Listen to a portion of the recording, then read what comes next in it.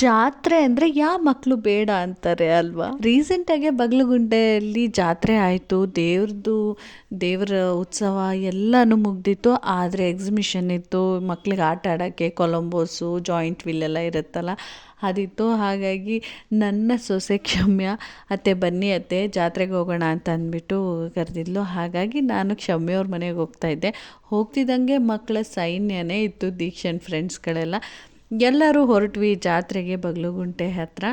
ಜಾತ್ರೆ ಅಂದ ತಕ್ಷಣ ನನಗೆ ನನ್ನ ಚಿಕ್ಕ ವಯಸ್ಸಿನಲ್ಲಿ ತುಂಬ ನೆನಪಾಗೋದು ಅಂದರೆ, ನಾವೆಲ್ಲ ಜಾತ್ರೆ ಅಂತ ನೋಡ್ತಾ ಇದ್ದಿದ್ದು ಸಮ್ಮರ್ ಹಾಲಿಡೇಸಲ್ಲಿ ಬರೋ ಊರ ಜಾತ್ರೆಗಳೇ. ಆ ಊರ ಜಾತ್ರೆಗಳಲ್ಲಿ ಏನಾದ್ರು ಒಂದು ತೊಗೊಳ್ಬೇಕು, ಸ್ವಲ್ಪ ದುಡ್ಡು ಕೂಡಿಟ್ಕೊಳ್ಬೇಕು. ಅಲ್ಲಿ ಐಸ್ ಕ್ಯಾಂಡಿ ಅಂತ ಹೇಳ್ತಾಯಿದ್ರು ಅವಾಗೆಲ್ಲ. ಕ್ಯಾಂಡಿ ಐಸ್ ಕ್ರೀಮ್ಸ್ಗಳು ಅದನ್ನು ತಿನ್ನಬೇಕು. ಆಮೇಲೆ ಜಾತ್ರೆಲಿ ಏನಾದ್ರು ಒಂದು ಆಟ ಸಾಮಾನು ತೊಗೊಳ್ಬೇಕು. ಈ ಅಡುಗೆ ಮಾಡೋ ಐಟಮು, ಇಲ್ಲ ಲ್ಯಾಟಿನ್ ಥರ ಒಂದು ಲೈಟ್ ಬರ್ತಾಯಿತ್ತು, ಅದನ್ನು ಏನಾದ್ರು ಒಂದು ತೊಗೊಳ್ಳೇಬೇಕು ಅಂತ ಅಂದ್ಬಿಟ್ಟು ದುಡ್ಡು ಬೇಕಿತ್ತಲ್ವ. ಹಾಗಾಗಿ ಅಜ್ಜಿ ಅವಾಗೆಲ್ಲ ಸೋಗೆ ಗರಿ ಬರುತ್ತಲ್ಲ, ಈ ತೆಂಗಿನ ಮರದ ಗರಿಗಳು ಬರುತ್ತಲ್ಲ, ಅದನ್ನು ಒಣಗಿಸಿ ಅದನ್ನು ತೆಗೆದುಬಿಟ್ಟು ಕಡ್ಡಿನ ಸಿಗದು ಹಂಚಿ ಕಡ್ಡಿ ಅಂತ ಹೇಳ್ತಿದ್ರು, ಅದಾದ್ರೂ ಪೊರ್ಕೆ ಮಾಡ್ತಾಯಿದ್ರು. ಅದನ್ನು ಮಾರಿದ್ರೆ ದುಡ್ಡು ಬರ್ತಾಯಿತ್ತು.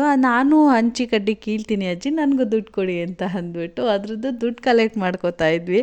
ಅವಾಗೆಲ್ಲ ಈ ಥರ ಆಟ ಆಡೋ ಐಟಮ್ಸ್ಗಳೇ ಇರಲಿಲ್ಲ. ಅಂದರೆ ಈ ಜಾಯಿಂಟ್ ವಿಲ್ಲು, ಕೊಲಂಬೋಸು, ಕಪ್ ಆ್ಯಂಡ್ ಸಾಸರ್ ಇದೇನೂ ಇರಲಿಲ್ಲ. ಅವಾಗ ಇದ್ದಿದ್ದು ಒಂದೇ, ಏನಾದ್ರು ಒಂದು ತೊಗೊಳ್ಬೇಕು ಮತ್ತು ಕಡಲೆಪುರಿ ತಿನ್ನಬೇಕು, ಅಷ್ಟೇ ಇದ್ದಿದ್ದು ಆವಾಗ. ಇಲ್ಲಿ ಜಾತ್ರೆಯಲ್ಲಿ ಹ್ಯಾಮರ್ ಅಂತ ಯಾವುದೋ ಒಂದು ಗೇಮ್ ಇತ್ತು. ದಕ್ಷ ಸಿಕ್ಕಾಪಟ್ಟೆ ಸಣ್ಣಗಿರೋದ್ರಿಂದ ಅವ್ನು ಆಗಲ್ಲ ಅಂದಿದ್ದ. ಆದರೂ ಇಲ್ಲಮ್ಮ ನಾನು ಕೂತ್ಕೋತೀನಿ ಅಂತ ಅಂದ್ಬಿಟ್ಟು ಕೂತಿದ್ದ. ಅದು ಫುಲ್ಲು ಮೇಲೋಗಿ ನಿಲ್ಲಿಸ್ತಾರೆ. ಅವಾಗ ಎಲ್ಲಿ ಬಿದ್ದೋಗ್ತಾನೋ ಅಂತ ಹೆದ್ರುಕೊಂಡಿದ್ವಿ. ಅದು ಎಕ್ಸ್ಪೀರಿಯೆನ್ಸ್ ಮಾತ್ರ ನನಗೆ ಭಯ ಆಗ್ತಾಯಿತ್ತು, ಎಲ್ಲಿ ಬಿದ್ದೋಗ್ತಾನೋ ಅಂತ. ಹೋಗಬೇಡ ಅಂದ್ರೂ ಇಲ್ಲ ಹೋಗ್ತೀನಿ ಅಂತ ಹೋಗಿದ್ದ. ಅದು ಹೇಗಿತ್ತು ಎಕ್ಸ್ಪೀರಿಯೆನ್ಸ್ ಅಂತ ಅವನೇ ಹೇಳ್ತಾನೆ, ಕೇಳಿ. ಹೆಂಗಿತ್ತು ದಕ್ಷ, ಹೆಂಗಿತ್ತು? ನಮ್ಗೆ ಇವತ್ತೇ ಭಯ ಆಗಿತ್ತು. ಫುಲ್ ಕಿರುಸ್ಬಿಟ್ರು, ಎಲ್ಲಿ ಬಿದ್ದೋಯ್ತಾನೆ ದಕ್ಷ ಇದೆಯಾ ಭಯ ಆಗ್ಲಿಲ್ವಾ ದಕ್ಷ?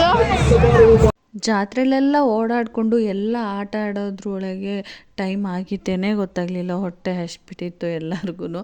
ಹಾಗೆ ಅಲ್ಲಿ ದೋಸೆ ತಿಂದ್ಕೊಂಡು ನಾವು ಮನೆ ಕಡೆ ಹೊರಟ್ವಿ. ಇದಾಗಿತ್ತು ಇವತ್ತಿನ ವಿಡಿಯೋ ಇಷ್ಟ ಆದರೆ ಒಂದು ಲೈಕ್ ಮಾಡಿ, ಫಾಲೋ ಮಾಡೋದನ್ನ ಮರಿಬೇಡಿ, ಹಾಗೆ ಕಾಮೆಂಟ್ ಮಾಡೋದನ್ನ ಮರಿಬೇಡಿ. ಸಿಗ್ತೀನಿ ಮುಂದಿನ ವಿಡಿಯೋದಲ್ಲಿ. ಬಾಯ್.